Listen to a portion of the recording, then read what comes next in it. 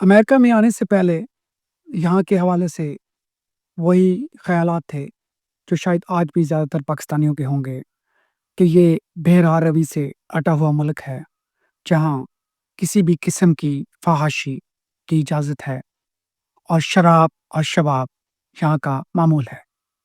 लेकिन जब आप इस मुल्क में दाखिल होते हैं, तो आपको पता चलता है कि यहाँ के कवानीन उसके शहरियों को वो तहफ़्फ़ुज़ फ़राहम करते हैं कि जिसका पाकिस्तान में आप सोच भी नहीं सकते। अगर कोई भी शख्स किसी भी नाबालिग से जो कि 18 साल से कम हो, उसकी मर्ज़ी या उसकी मर्ज़ी के बगैर जिनसी ताल्लुक कायम करे, तो उसको स्टैट्यूटरी रेप करार दिया जाता है। और खुशी की बात ये है कि पाकिस्तान में भी हाल ही में ये चाइल्ड मैरिज एक्ट जो इंट्रोड्यूस करवाया गया है, उसमें ये शिक डाली गई है।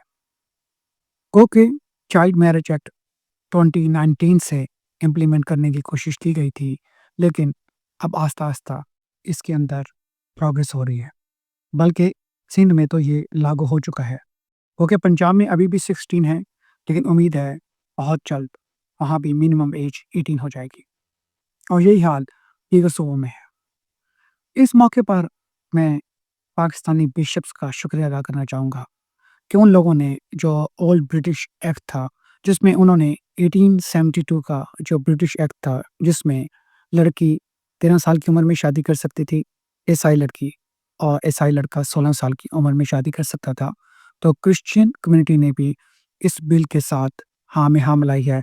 अब विद अमेंडमेंट उनके ऊपर भी 18 साल की लिमिट लागू हो गई, जिससे न सिर्फ उन बच्चों को तहफ़्फ़ुज़ मिलेगा, बल्कि जो बिशप्स का ख़्याल है कि फ़ोर्स्ड कन्वर्जन होती है, उसकी भी रोकथाम हो गई।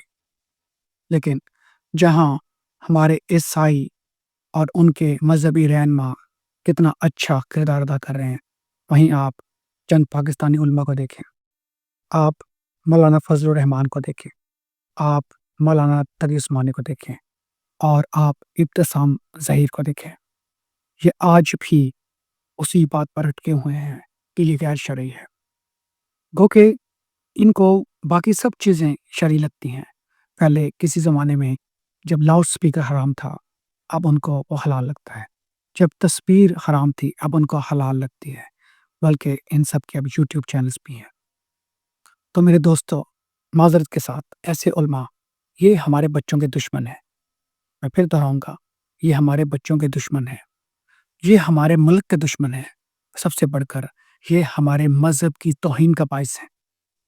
आज भी जब मज़हब में कोई बंदा मज़ाक उड़ाना चाहता है, तो वो कम उम्र का कोई ना कोई वाक़या बयान कर देता है, जो कि हम आसानी से काउंटर कर सकते हैं कि 1400 साल पहले अरब मुआशरा और था और आज दुनिया और है। और आप ये देख लें कि हत्ता कि सऊदी अरब में भी जो मिनिमम एज है शादी की, वो 18 साल है। अगर 18 से कम हो और 15 से ज़्यादा हो, तो आप अदालत में जाकर फैसला ले सकते हैं। लेकिन 15 से कम को तो अदालत भी नहीं सुनेगी।